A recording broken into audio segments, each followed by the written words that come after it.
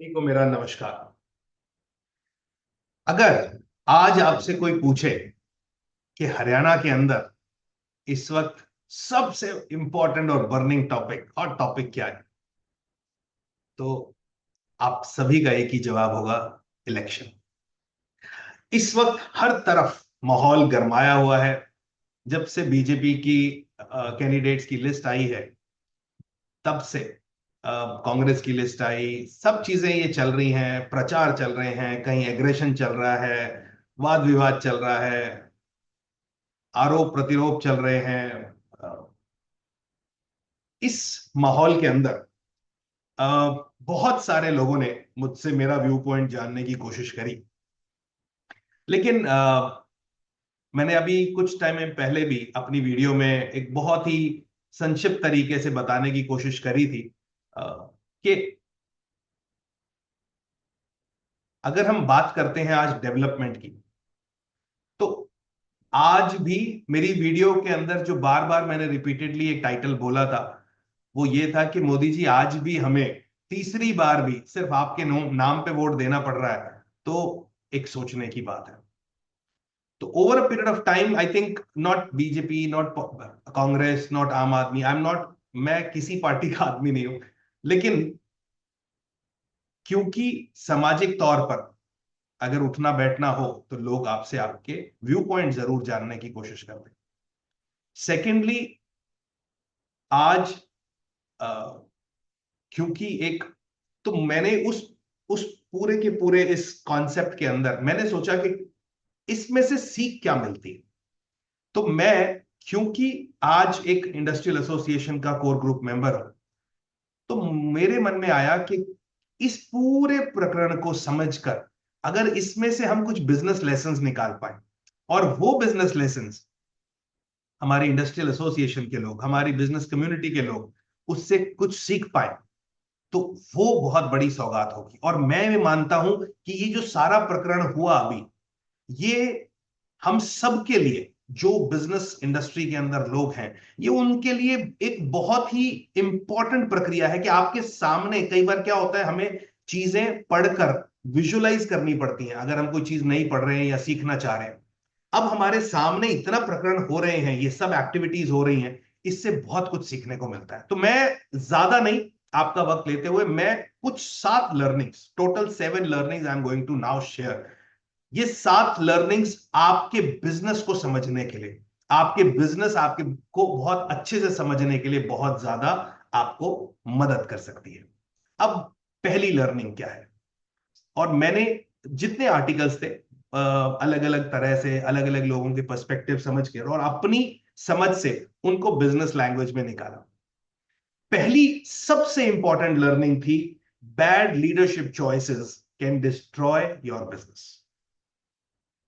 आपको पता है, जैसे ही बीजेपी की लिस्ट आई, तो कैसे एक विरोधाभास पूरी जगह राजनीतिक गलियारों के अंदर होना शुरू हो गया। अलग अलग लोगों की अलग अलग प्रतिक्रिया थी, लोग छोड़ने शुरू हो गए। कांग्रेस ने थोड़ा सा अपने आप को समझदारी से देखने की कोशिश करी, उन्होंने एक न्यूट्रल पर्सपेक्टिव से चीजों को लिया, लेकिन 100% वो भी कामयाब नहीं हो सकते। तो छोड़ना आना, अलग अलग पार्टी के अंदर ये चलना शुरू हुआ। लेकिन जो बीजेपी ने, ये सब बीजेपी का लिस्ट आने के बाद जितना तहलका मचा, उतना तहलका बाकी लोगों के लिस्ट आने के बाद इतना दिक्कत नहीं थी। अब इससे सीखने को क्या मिलता है? Bad leadership choices can destroy your business.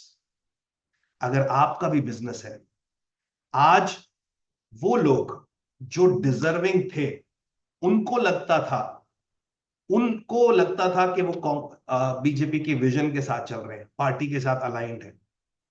Senior leaders, जैसे आप एक बिजनेस को चलाते हो, अगर आपने बैड लीडरशिप चॉइसेस की, आपने फेवरेटिज्म किया, आपने परफॉर्मेंस ओरिएंटेड लोगों को अगर ऊपर नहीं लेकर आए और फेवरेट लोगों को ऊपर लेकर आए, तो आने वाले वक्त में आपको उसका खामियाजा भुगतना पड़ेगा।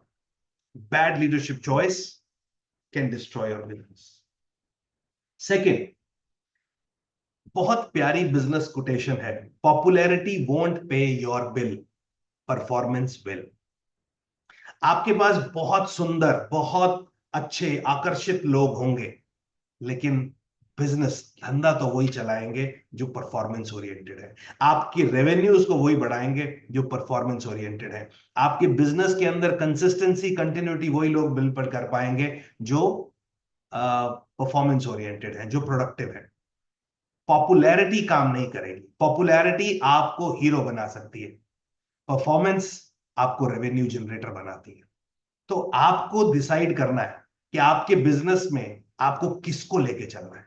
आज आपने popularity, not popularity versus performance में अगर राजनीतिक संक्षेप में देखें तो कहते हैं पॉपुलैरिटी भी जरूरी है, लेकिन पॉपुलैरिटी आज, मैं बहुत पहले एक कॉन्सेप्ट के ऊपर बात करता था, from poster leaders to political leaders. हमारे यहां आजकल जो प्रक्रिया है ना वो पोस्टर लीडर्स की है। आप काम करोगे अठन्नी का, लेकिन शोर मचाओगे आप हजारों रुपए का। आप पोस्टर्स बनवाकर, आप सोशल मीडिया पे अपनी छोटी छोटी वीडियोस बना के आप इतना बड़ा अपने आप को लाइमलाइट करने की कोशिश करोगे। That is not popularity. Popularity performance के साथ जब मिक्स होगी, वो पॉपुलैरिटी की एक्चुअल वैल्यू है। तीसरा बहुत बड़ा जो इस प्रक्रिया में होता क्या है, एक और बिजनेस लेसन निकल कर आता है, वो बोलते हैं confusion kills, clear roles and responsibilities only drive success. अब कौन, जो सिलेक्शन कमेटी थी, आपने सबसे पहले लोगों के मन में एक लॉलीपॉप दी, आपने लोगों को विजन दिखाया। Sorry to use lollipop, lollipop तो लोग एक दूसरे का मजाक उड़ाने के लिए बोल रहे हैं, बट आपने एक विजन दिखाया। मोदी जी ने 2045-47 का एक बड़ा विजन दिखाया, आपने सब लोगों को उसी एंगल से ड्राइव किया। आप एक बहुत अच्छे दृष्टिकोण की तरफ लोगों को लेके जा रहे थे। अब अचानक से आपने एक परफॉर्मेंस, आपने उनको क्राइटेरियाज भी बताए कि देखो ये सब क्राइटेरियाज हैं, इसके ऊपर अगर आप परफॉर्म करोगे तो हम आपको आगे बढ़ाएंगे। लेकिन अब क्या हुआ, आपने जिन जिन लोगों को उस रोल में लेकर आए, चाहे वो सिलेक्शन कमेटी थी, चाहे वो अलग अलग लोग थे जो इस चीजों को ड्राइव कर रहे थे, हर एक आदमी ने उसको अपने तरीके से आकलन करने की कोशिश करी, हर एक आदमी ने उसको अपने तरीके से इवेल्युएट करने की कोशिश करी। तो इससे क्या पैदा होता है, कंफ्यूजन। Confusion kills. हर एक आदमी का क्या रोल एंड रिस्पॉन्सिबिलिटी है, अगर उसको डिफाइन कर दिया जाए और उससे वैसे ही काम लिया जाए, तब आपकी ऑर्गेनाइजेशन सही चलेगी। आज तक इतनी ऑर्गेनाइजेशंस में मैंने ट्रांजिशनल बहुत बड़ा इंपैक्ट आते देखा, बहुत अच्छी ग्रोथ ड्राइव होते देखी, जब लोगों को अपने बेसिक लिखित में हमने रोल्स, रिस्पॉन्सिबिलिटीज, उनकी जॉब डिस्क्रिप्शंस हमने लिखित में देना शुरू कर दिया। बस इतना सा ही क्लैरिटी होने से कंपनी का, ऑर्गेनाइजेशन का ग्रोथ शुरू हो जाता है। इससे आपको सीखने को क्या मिलता है, आज किसी को नहीं पता कौन क्या कर रहा है, क्या रोल है, किसके पास कितनी पावर है। हर आदमी अपने अपने वर्चस्व को बचाने के लिए, अगर आपको पता हो कि पॉलिटिकल पावर्स किसके पास है, फॉर एग्जाम्पल ये 3-4 ही हैं जो डिसीजन मेकर है, उसके बाद आपको अगर पता हो कि कौन से क्राइटेरियाज हैं जिसके ऊपर ये लोग, इन लोगों को प्रसन्न करना है, या ये लोग उस क्राइटेरिया को इवेलुएट करेंगे। अब हर पॉलिटिकल विंग में क्या होता है, आप इधर उधर अपने अपने नेताओं के साथ जाकर अपना एक साठगांठ बनाते हो, अपनी रिश्तेदारी बनाते हैं, अपनी जानकारी बनाते हैं, और हर एक आदमी वो अपनी वर्चस्व को बचाने के लिए इसको एक डोज देता रहता है, अरे बिल्कुल मेरा काम चलेगा। सिमिलरली हमारी ऑर्गेनाइजेशंस में क्या होता है, जब हमारे यहाँ पे कोर टीम में या सीनियर टीम में 7-8 लोग होते हैं, इनके अंदर भी वो नेतागिरी का भूत सवार हो जाता है। तो वो क्या करते हैं, वो एक आदमी अपनी तरफ लोगों को अट्रैक्ट करता है, दूसरा अपनी तरफ करता है, तो अल्टीमेटली आपकी ऑर्गेनाइजेशन के अंदर एक कोऑर्डिनेशन, एक कोहेशन, एक कोलैबोरेशन का जो इन्वायरमेंट होना चाहिए, वो इन्वायरमेंट नहीं बन पाता। और उसका रेपरकर्शन, उसका परिणाम कौन भुगतता है, कोई नहीं भुगतता, सिर्फ आप एज बिजनेस ओनर आप भुगतते। कंफ्यूजन किल। हर एक आदमी का रोल डिफाइन करना आपकी जिम्मेदारी है, वरना जो आपके सामने हो रहा है वो होता रहेगा। अब आते हैं दूसरी बात, sacrificing culture for quick gain will backfire. देखिए आज कंपैरिजनली जब भी कभी, मैं कंसल्टिंग बिजनेस में हूं पिछले 16-17 सालों से, आज भी हम किसी अगर बड़ी ऑर्गेनाइजेशन में या कहीं पर भी ट्रेनिंग करते हैं या मैनेजमेंट की कोई केस स्टडी पढ़ते हैं, जब भी कभी कल्चर की बात आती है तो बहुत कम ऑर्गेनाइजेशंस हैं जिनके नाम कल्चरली ड्रिवन ऑर्गेनाइजेशन में लिखा जाता है। जिसमें से एक ऑर्गेनाइजेशन है टाटा ग्रुप।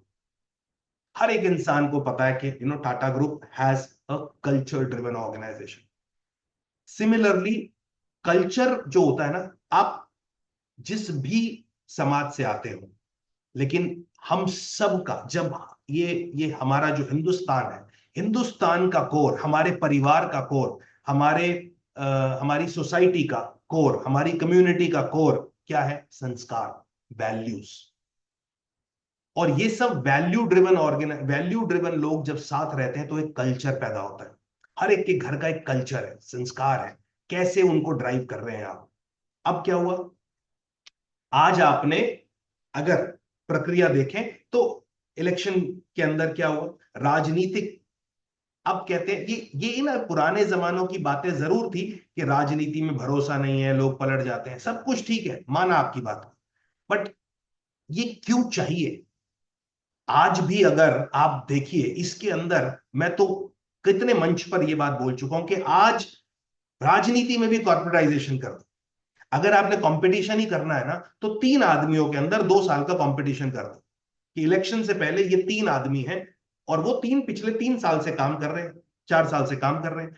उन चारों के अंदर, उन तीनों के अंदर 1.5 साल 2 साल का उनको टाइम दो। 1.5 साल में ये 4 पैरामीटर्स हैं, ये 20 पैरामीटर्स हैं, इन 20 पैरामीटर में जो खरा उतरेगा वो सीट लेके जाएगा। तो इससे भी काम होगा, वो तीनों के बीच में प्रतिस्पर्धा रहेगी, चापलूसी की हरकत कम होगी, जिसने जो लेना देना करना है वो भी आप करते रहो, वो सब होता रहेगा, बट कम से कम 3 में क्लैरिटी तो होगी कि यही 3 है जिसमें इनके बीच में प्रतिस्पर्धा है। आपने तो क्लासरूम का हाल कर दिया, 40 लोगों के बीच में प्रतिस्पर्धा कर दी और सबको आश्वासन दिया कि आप फर्स्ट आओगे। यहां क्या है कि आश्वासन नहीं है, परफॉर्मेंस के बेस पर अगर आदमी फर्स्ट आता है उसको सैल्यूट है, लेकिन आप जो आश्वासन देकर तोड़ते हैं तो वो राजनीति के अंदर आदमी का मनोबल तोड़ देता है। अब इसी चीज को अगर हम बिजनेस में लेके चलें तो कल्चर क्या है? अगर आपका कल्चर क्विक विंस, मैंने क्या बोला, क्विक विंस के लिए आज छोटा फायदा देखने के लिए मैं अपने कल्चर को कॉम्प्रोमाइज कर देता हूं। मैं, एक आदमी ने गलत किया मेरे सिस्टम में, मेरे ऑर्गेनाइजेशन में, मैंने उसको बर्दाश्त किया। क्यों बर्दाश्त किया? क्योंकि मैं कल्चर को प्रिजर्व कर रहा हूं, लेकिन मेरे को ये भरोसा है ये इंप्रूव कर सकता है। लेकिन यहां पे क्या हुआ आप समझिए, जिन लोगों का मनोबल टूटा, अब उन लोगों के बारे में बोला जाता है कि वो लोग अपॉर्चुनिस्टिक थे। तो बुराई क्या थी? आप शुरुआत से अपॉर्चुनिस्टिक थे, कोई बुरी बात नहीं। सिमिलरली आपकी कंपनी में भी कई लोग होंगे जो अपॉर्चुनिस्टिक है। हर आदमी को ग्रो करने का मौका मिलने का, ग्रो करने का टाइम चाहिए, लेकिन अपॉर्चुनिस्टिक आदमी वैल्यू ड्रिवन सिस्टम में कल्चर को इंपैक्ट नहीं कर रहा, तो उसका अपॉर्चुनिस्टिक होना बुरा नहीं होता। हर आदमी को जीवन में ग्रो करना है, उसके भी ड्रीम्स हैं। आपका बिजनेस करके ड्रीम पूरा हो रहा है, उसका नौकरी करके ड्रीम पूरा हो रहा है, तो बुरी बात नहीं है, लेकिन उस ड्रीम को सही दिशा देने का काम आपका है। अभी यहां पर आपने उसको बड़े बड़े सपने दिखा के अगर कल्चर ड्राइव किया कि हम जबान पे रहने वाले आदमी हैं, हम अपनी जबान से नहीं डिगते, अगर आपने इस तरीके से कल्चर को डेवलप किया है, लेकिन जब मौका आया तो आप अपनी बात से डगमगा गए, जिसको देसी भाषा में बोला जाता है बिना पैंदे का लोटा, जिसके कभी भी कोई, और बहुत ही फैंसी लैंग्वेज में कह देते हैं ये तो डिप्लोमेटिक आदमी है। तो डिप्लोमेसी सीखनी है तो जयशंकर साहब से सीखो, लेकिन ये जो करते हैं ये डिप्लोमेसी वगैरह नहीं होता, ये सब की सब जो है ये एक नकारात्मक सोच से किए गए डिसीजंस जो कि बिजनेस को डायरेक्टली इंपैक्ट करते हैं। तो अगर आपका कल्चर प्रिजर्व्ड है, आज सक्सेस कम होगी, लेकिन लॉन्ग टर्म में लोग नहीं छोड़ते, लॉयल्टी बनी रहती है, लोग काम करते हैं। लेकिन अगर कल्चर डिस्टॉर्टेड है, हर आदमी अपॉर्चुनिस्टिक है, उनको लगता है मालिक भी अपॉर्चुनिस्टिक है, तो उस कंपनी के अंदर, लेकिन मालिक अपॉर्चुनिस्टिक है लेकिन उसकी लोगों से अपेक्षा है कि वो लॉयल रहे, कैसे बन जाएगा? पिता के संस्कार, पिता के आचरण कहीं ना कहीं बच्चे के दिशा पर, कहीं ना कहीं बच्चे के ऊपर इंपैक्ट जरूर करेंगे। अगला पॉइंट इसी से कनेक्टेड है, ignore loyal employees and you will lose the heart of your business. आप अपने बिजनेस का दिल निकालकर फेंक देते हो अगर आप अपने लॉयल एम्प्लॉयज को इग्नोर करते हो, क्योंकि दुनिया में आप पैसा बनाने के लिए बहुत कुछ कर सकते हो, आप प्रोडक्ट ला सकते हो, आप सर्विस ला सकते हो, आप इनोवेशन कर सकते हो, आप बहुत सारी चीजों से पैसा कमा सकते हो और उस पैसे से आप बहुत सारी चीजों को खरीद सकते हो जीवन के अंदर। पर एक चीज जो आप कभी भी नहीं खरीद सकते, आप जितने मर्जी बड़े पैसे वाले हो, वो है लॉयल्टी। लॉयल्टी कभी नहीं खरीदी जा सकती। तो अब इसका, अब इससे सीखने का क्या मतलब है? जब पॉलिटिकल पार्टीज ने किया, वो क्या किया, अपने लॉयल आदमियों को उनको ठेस पहुंचाई। तो लॉयल आदमी इस वक्त दुखी है, चाहे वो कोई भी हो सकता है, एक्स वाई जेड। चाहे वो रामविलास शर्मा जी हों, जिनको कहते हैं कि पार्टी को बनाने वालों में उनका नाम है। तो अगर इस एग्जाम्पल्स को समझें, तो अब एग्जाम्पल का मतलब यह है कि लॉयल इंप्लॉइज एक तो कल्टीवेट करना मुश्किल है, लेकिन अगर वो है तो उनको संभालना जरूरी है। दूसरा, अगर वो लॉयल इंप्लॉय है बट परफॉर्मेंस ओरिएंटेड नहीं है, तो उसको एग्जाम से एक दिन पहले नहीं बताओगे कि आप एग्जाम नहीं दे सकते। आप उसको 6 महीने पहले एग्जाम प्रिपेयर करने का टाइम दो। अगर उस परफॉर्मेंस में वो डिले पड़ता है, अगर वो परफॉर्मेंस में ढीला पड़ता है, तो वो खुद जंग छोड़ जाएगा। मेरे जीवन में मुझे सौभाग्य प्राप्त हुआ बहुत क्रिटिकल टिपिकल प्रोजेक्ट्स करने के लिए, जहां पर लोग काम नहीं करते थे, जहां पर बहुत बड़ी बड़ी ऑर्गेनाइजेशंस में लोगों की प्रोडक्टिविटी डाउन थी, परफॉर्मेंस डाउन थी। मैंने सिंपल तरीके से, जब मैंने लोगों के रोल्स डिफाइन करने शुरू करे, उनको एक डायरेक्शन में चलाना शुरू करा और उनका सही तरीके से रिव्यू लेना शुरू किया, उनके बीच में एक क्लैरिटी लाई कि भाई मुझे ये ग्रोथ चाहिए कंपनी के लिए, मुझे ये काम चाहिए, अगर ये 6 महीने में आप काम करते हो, अगर ये 1 साल में काम करते हो, तो अगला इंक्रीमेंट इतना आपको जरूर मिलेगा, उससे ज्यादा भी हो सकता है बट इतना मिनिमम मिलेगा, और ये आपको ग्रोथ मिलेगी। क्या आप जायज है? हाँ जी जायज है, चलो मिलके काम करते हैं। इसको बोलते हैं कॉन्ट्रेक्चुअल। इसको बोलते हैं मर्द की जबान, जिसको आप ठोस में बोलते हो ना, gentleman promise, yes you do this for me, I do this for you. That's how a business professionally run. पर यहां क्या हुआ? यहां लोगों को बड़े बड़े सपने आपने दिखा दिए, उनको लॉयल्टी को तोड़वा दिया। अब आप किनको ले आए अपने अंदर? आप ले आए अपॉर्चुनिस्टिक लोगों को अपने अंदर, जिन मौका परस्त लोगों को। अब वो मौका परस्त जीत भी जाएंगे ना, मौका परस्त अगर जीत भी जाएंगे, तो फिर भी सगे नहीं कहलाएंगे। ये हमेशा आप याद रखना। और आप देख रहे हो, जिनको सगा मान के आपने टिकट्स दी और ऑर्गेनाइजेशन में भी, वो ही आपको आज फिर भी आंखें दिखाएंगे। तो आप, ये तो एक वो शायरी सी बन गई। But anyways, loyal employees are hard to nurture. If you have them, preserve them and make them profit if productive.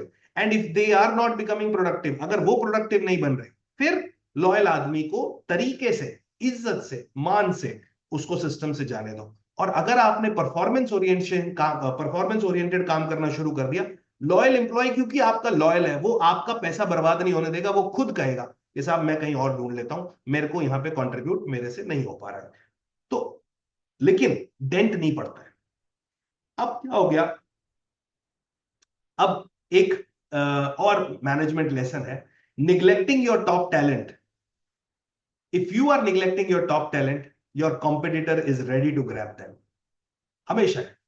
अगर आज आपने लॉयल एम्प्लॉयज को तंग, मतलब उनको प्रिजर्व नहीं किया और वो छोड़ के गया, तो उसकी फितरत में लॉयल्टी है।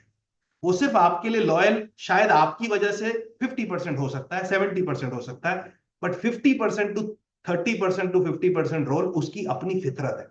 वो इंसान के कैरेक्टरिस्टिक्स ऐसे हैं कि वो लॉयल्टी पसंद इंसान है, उसके अंदर अपनी कद्र करवाने की क्षमता है, उसके अंदर अपनी ये फितरत है लॉयल्टी की। तो अगला जहां पर भी जाएगा, और वो कहां जाएगा? आपके कॉम्पिटिटर के पास जाएगा। तो आपके कॉम्पिटिटर के पास आप उसकी झोली में इस तरीके की हरकत करके आप उसकी झोली में अपने कॉम्पिटिटर की एक लॉयल इंसान डाल देते हो। अब आपका सवाल हो सकता है कि वो यहां भी प्रोडक्टिव नहीं है, तो वहां प्रोडक्टिव क्या होगा? क्या पता उसको, जिनके पास वो गया है, उनको प्रोडक्टिविटी निकालनी आ रही हो और आपको ना आ रही हो। और ऐसे बहुत केसेस है बिजनेसेस के अंदर, आप सब जानते हैं कि एक ऑर्गेनाइज आपकी कंपनी में शायद वो इतना अच्छा काम नहीं कर रहा था, लेकिन जैसे ही वो कॉम्पिटिटर के वहां गया, उस एनवायरमेंट के अंदर, उस क्लैरिटी के अंदर, वो बहुत ग्रो करके। बट हमेशा हमने ध्यान क्या रखना है? Neglecting top talent will always harm our business. तो आपके यहां पे जितने टॉप टैलेंट हैं, प्रिजर्व कीजिए, क्योंकि माहौल खराब है। नेक्स्ट इज वेरी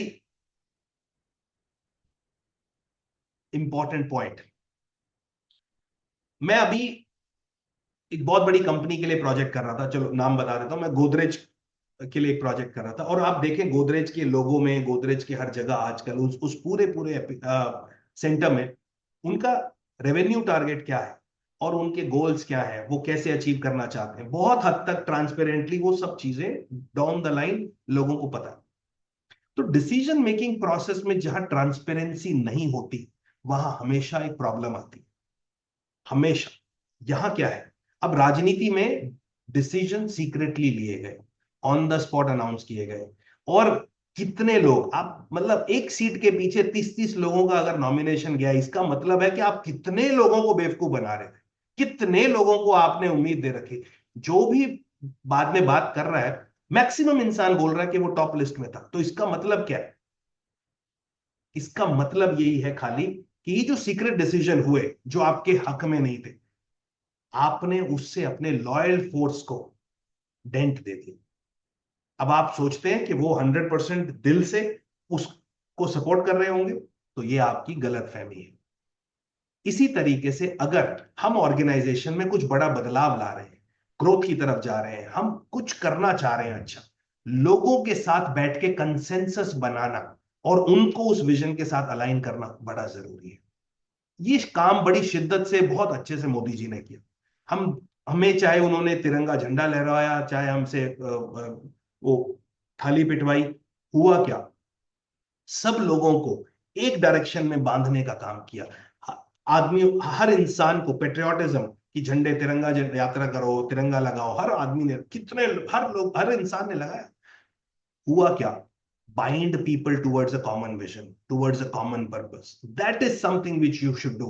अब सबसे बड़ी दिक्कत क्या आती है, राजनीतिक पार्टियों में भी वही दिक्कत है और कई बिजनेसेस में भी यही दिक्कत है। हमारे अंदर वो सब्र नहीं है, हमारे अंदर वो कला नहीं है, हमारे अंदर वो स्किल नहीं है जिससे हम लोगों को साथ बैठकर उनके साथ विचार विमर्श कर कर हम एक कंसेंसस बिल्डिंग करने की क्षमता रख सकें और उसको आगे लेके जा सकें।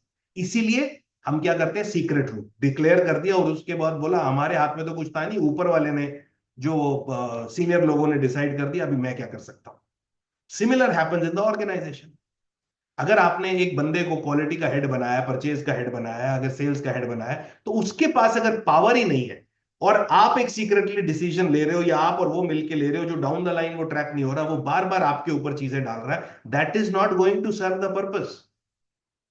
आप बताएं कि आप में से कौन ऐसा है जो डॉक्टर के पास जाए और डॉक्टर आपके सर्जरी कर रहा है, बट ही वो डॉक्टर के पास वो पावर ही नहीं है, वो बार बार फोन करके किसी से पूछ रहा है सर ऐसे करना चाहिए कि नहीं। तो जिसको पावर मिली, नंबर एक, उसको एग्जीक्यूट करना, और दूसरा, फ्रॉम टॉप टू बॉटम, अगर कोई मैसेज कन्वे हो रहा है तो वो सीक्रेटली नहीं होना चाहिए। लोगों को एक पर्पस के साथ बांधना बड़ा जरूरी है, वरना ऑर्गेनाइजेशन के अंदर देखिए इसका प्रभाव क्या पड़ता है। एक एम्प्लॉय का सबसे बड़ा खतरा क्या है आज के टाइम में, एक तलवार है। आप ध्यान से समझना इस बात को, एक तलवार लटकी हुई है, एम्प्लॉयर के ऊपर भी और एम्प्लॉय के ऊपर भी। एम्प्लॉयर एम्प्लॉय को देखते वक्त वो तलवार लटकी ऐसे पड़ी, यार ये कल को छोड़ के ना चला जाए, इसको मैं सिखाऊंगा, ट्रेन करूंगा, ये कल को छोड़ के ना चला जाए, इसलिए वो सीक्रेटिव बन जाता है। और एम्प्लॉय के दिमाग में है कि कल को ये एम्प्लॉयर मुझे कभी भी निकाल सकता है, 1 महीने की सैलरी देगा, नोटिस देगा, निकाल देगा, वो तो खत्म कर देगा मेरी, मेरे मैं क्या करूंगा, तो वो सीक्रेट रहता है। जब इस तरीके की इन्वायरमेंट में हम सोचते हैं कि हम ग्रोथ करेंगे, तो वो बहुत बड़ी हमारी गलतफहमी है। इसीलिए बोला जाता है विजन को कैस्केड करना, लोगों को पर्पस ड्रिवन बनाना। कहते हैं लॉयल्टी नहीं होती, होती तब है जब आप बनाने की शिद्दत करोगे, मेहनत करोगे, उस ईमानदारी नियत के साथ बनाओगे। एक छोटा सा लास्ट पॉइंट और शेयर कर रहा हूं, short term thinkings lead to long term damage. आज का इलेक्शन जीतने के लिए हमने अपनी और वैल्यूज को कॉम्प्रोमाइज किया। आज का इलेक्शन जीतने के लिए हमने बहुत कुछ कॉम्प्रोमाइज किया, हर पार्टी ने इधर उधर करके बहुत कुछ कॉम्प्रोमाइज किया। आज का इलेक्शन जीतने के लिए हमने बहुत कुछ गलत बोला, बहुत एक दूसरे पे डेंट मारा, कीचड़ उछाला, शॉर्ट टर्म गेन्स के लिए लॉन्ग टर्म का लॉस कर लिया, विजन खत्म हो जाता है। आज आप सोचिए, आज आप सोचिए कि मोदी जी के आप भक्त हैं सब, बहुत लोग, हम, मैं भी, I really admire him as a individual, as a visionary. Modi ji 2047 का एक मास्टर प्लान पे बात कर रहे हैं। मोदी जी देश के 20 साल 25 साल के बाद की एक बात कर रहे हैं, और हम क्या कह रहे हैं? हम कह रहे हैं आज का इलेक्शन जीतने के लिए जो लाया जाए, इधर से तोड़ो उधर से तोड़ो, वो कर रहे हैं। तो इसका मतलब हुआ कि जो टॉप लीडरशिप कर रहा है और जो बॉटम डाउन द लाइन कर रहा है, वो कोई मात्रा में कहीं पर भी सिंक नहीं। नीचे क्या है, मारो काटो जो मर्जी करो, पोजीशन सिक्योर करो। लेकिन पोजीशन सिक्योर करने के लिए इतनी मारकाट करनी क्यों पड़ी? क्योंकि आपका डंडा जब चलाना चाहिए था वो तब नहीं चला। आज लोगों के अंदर अगर भय होता, आपके एमपीज के सामने एक रोल क्लियर होता कि उनको काम क्या करना है, उनसे किसी ने अकाउंटेबिलिटी ली होती, आपके किसी एमएलए से किसी ने अकाउंटेबिलिटी ली होती, तो शायद इतना बड़ा डेंट पड़ने का, कल्चर को कॉम्प्रोमाइज करने का, लॉयल्टी को कॉम्प्रोमाइज करने का आपको सवाल ही पैदा नहीं होता। अगर अब लेकिन अब जागे हम लेट। आज भी अगर हमें गुड़गांव वासियों को यह बताना पड़ रहा है कि मुंबई एक्सप्रेसवे बनाया, लेकिन गुड़गांव वासी का सवाल है कि मुंबई पुणे एक्सप्रेसवे जाने के लिए मेरी गाड़ी डूब के निकालनी पड़ेगी, तो मैं वहां तो चढ़ ही नहीं सकता हूं। तो आपने, अब इससे बिजनेस लेसन क्या निकलता है? अगर आपने कंपनी को ढीला छोड़ दिया, आप तो बहुत बढ़िया लीडर हो, आपने संघर्ष से एक कंपनी को खड़ा किया, आज आप इंडस्ट्रियलिस्ट हो, एमएसएमई हो, आपने बड़े संघर्ष के साथ पैसे जोड़कर लोन लेकर इस कंपनी को स्थापना करी। लोग आपकी मार्केट में नाम से आपको सैल्यूट करते हैं, आपके विजन को सैल्यूट करते हैं, आपके काम को सैल्यूट करते हैं। बट होगा क्या? सिर्फ आप एक कंपनी को थोड़ा ना बड़ा कर सकते। आपको क्या चाहिए? आपको चाहिए लोग। और अगर लॉन्ग टर्म के लिए काम करना है तो विजन अलग होता है, तो काम अलग होता है। कई कॉन्ट्रैक्ट छोड़ने पड़ते हैं, कई काम छोड़ने पड़ते हैं। जो आपके कल्चर को कॉम्प्रोमाइज करे वो आदमी छोड़ने पड़ते हैं, जो आपके वैल्यूज को कॉम्प्रोमाइज करे ऐसे काम को छोड़ना पड़ता है। बड़े विजन के लिए बड़ी स्ट्रक्चर स्ट्रेटेजी होती है, और उसके लिए चाहिए सबसे पहले एक नियत, दूसरा आपको चाहिए हुनर, तीसरा चाहिए पेशेंस, ताकि आप उस पर करना शुरू करें। शॉर्ट टर्म गेन्स के लिए लॉन्ग टर्म का नुकसान हम तब करते हैं जब हमारा ये सारे एलिमेंट जो अब तक कवर करे वो सही तरीके से अलाइंड नहीं। एक से दूसरी चीजें बात मिली हुई है, लॉयल्टी चली जाती है, कल्चर नहीं बन पाता है, लोग रोकने मुश्किल है। अब बिजनेस बड़ा करने के लिए आपको लोग चाहिए, कैसे जोड़ोगे उनको? कैसे जोड़ोगे? और अगर एक सिर्फ ओनर है, आप ये समझने की बात है, आज सिर्फ एक टॉप लीडरशिप है। आज किसके काम गिनवाए जा रहे हैं? गडकरी जी के काम गिनवाए जा रहे हैं, मोदी जी के काम गिनवाए जा रहे हैं, अमित शाह जी के काम गिनवाए जा रहे हैं, निर्मला सीतारमन जी के गिनवाए जा रहे हैं, जयशंकर जी की पॉलिसीज किस तरीके से वो रिप्रेजेंट करता है वो जितवाए जा रहे हैं। हमें ये सिमिलर है, आज भी बिजनेस के अंदर केस स्टडीज रिलायंस की और टाटा की पढ़ाई जाती है। अरे आप गुड़गांव के अंदर ढूंढने निकलेंगे ना, सिर्फ हरियाणा के अंदर ढूंढने निकलेंगे तो सालों साल कम पड़ जाएंगे। हर जगह, हर इंडस्ट्रियल एसोसिएशन, सॉरी हर इंडस्ट्रियल बेल्ट में आपको इतनी सक्सेस स्टोरीज मिलेंगी, अर्श से फर्श तक की कहानियां मिलेंगी। ये सब कहानियां में आप एक बहुत बेसिक एलिमेंट ढूंढोगे, वो है लॉयल्टी। आप एक बेसिक एलिमेंट देखोगे कल्चर ड्रिवन, आप एक बेसिक एलिमेंट देखोगे कि उन्होंने शॉर्ट टर्म थिंकिंग नहीं, लॉन्ग टर्म के लिए सेक्रीफाइस किया और एक ऑर्गेनाइजेशन को बिल्ड किया, और उन्होंने टीम खड़ी करी। आज अगर बड़ी ऑर्गेनाइजेशन बड़ी है तो वो टीम के बलबूते पर है, और टीम खड़ी करने के लिए टीम को अकाउंटेबल बनाना पड़ता है, टीम को क्लैरिटी देनी पड़ती है, टीम के साथ टीम को नर्चर करना पड़ता है, अपने बच्चों की तरह उनको पालन पोषण करना पड़ता है। तब जाके वो एक ऐसी टीम बनती है जो आपके लिए दिन रात काम करती है, और फिर ग्रोथ होती है।